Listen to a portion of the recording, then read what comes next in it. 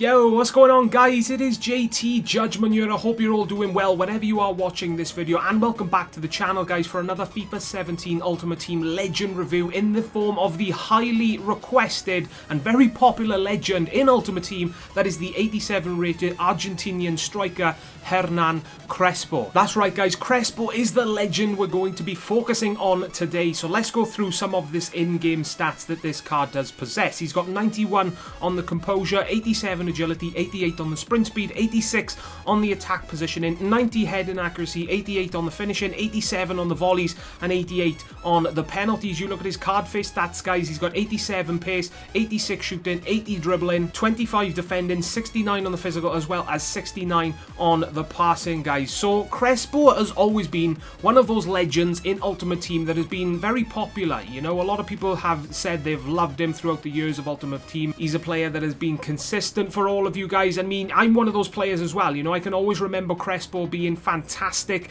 in Ultimate Team. I've had a lot of good memories using Crespo throughout the years of Ultimate Team in the past.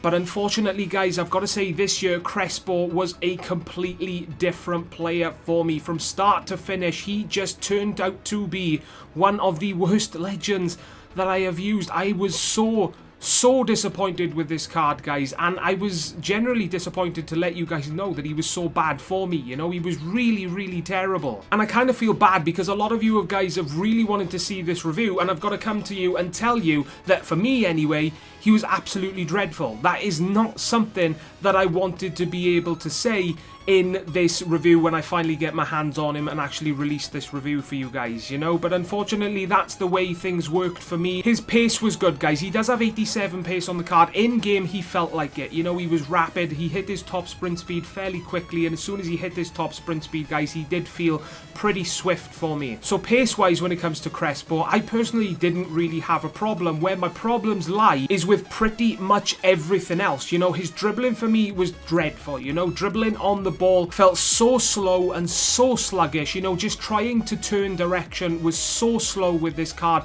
and ball control in general was dreadful as well. You know, he was a player that unfortunately just constantly kept losing the ball for me due to a bad touch, and that is something that I was not expecting going into the games while using this card. Now, going into his shooting, guys, his shooting for me was extremely inconsistent as well. Inside the box, he hit the post numerous times. Outside the box, guys, shooting from outside the box, unfortunately, with Crespo, for me, it was just absolutely useless. You know, I think I managed to get one long shot with this card, which is disgusting when you do find out how many long shots I did actually attempt with this card. I attempted so many, guys, and to come away with just one long shot, or maybe two long shots, depending on what sort of goals that I did score, you guys will see in this video. But Crespo shooting in general for me, guys, inside and outside of the box, it was just way too inconsistent for me to actually enjoy using this card, you know. His passing for me was pretty dreadful as well. Like I said, his ball control caused me to lose the ball due to a bad touch many times, and his passing caused me to lose the ball many times as well, because I would press to pass the ball in a certain direction and he would just fail, give the ball away,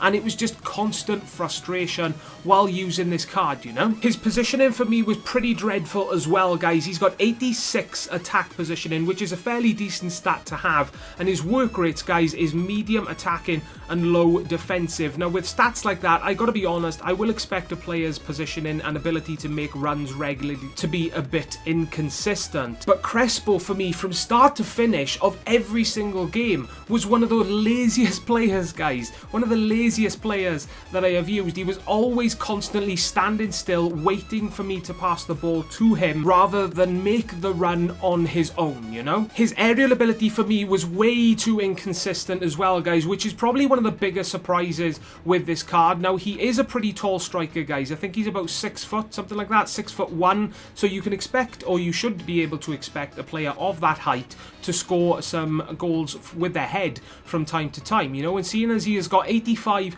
on the jump in and 90 on the head in accuracy, combined with his height, guys, I was expecting his aerial ability to be pretty reliable, you know. But unfortunately for me, guys, I was running down the wing constantly to test out his heading ability, and he was just constantly just not fighting for the ball, you know. He was always getting beaten in the air because it just didn't look like he actually tried to win the header for me. Although saying that though, guys, I think he did manage to score one header for me, but considering how many crosses I did put into the box, like I said, with long shots, to come away with just one, maybe 2 goals, it was just horrible, you know, absolutely dreadful. And quite possibly, guys, another massive surprise with this card is his weak foot. Now, he does actually have 5-star weak foot. Now, a player with 5-star weak foot should be able to finish inside the box very easily, regardless of whatever foot you do decide to shoot with the player with, you know. But unfortunately for me, guys, his left foot, it was just extremely unreliable, you know. It was constantly missing opportunities. I think he did manage to score 1, maybe 2 goals again, but considering how many shots I did take, guys, with his left foot, to come away with 1, maybe 2 goals again, guys, the same with his dribbling and the same with his shooting in general, and his heading, like I just mentioned, is pretty disgusting, you know, and very, very, very disappointing. So basically, guys, when it comes down to it, Hernán Crespo for me throughout the years in Ultimate Team, guys, has been a fantastic player to use. I've thoroughly enjoyed using him.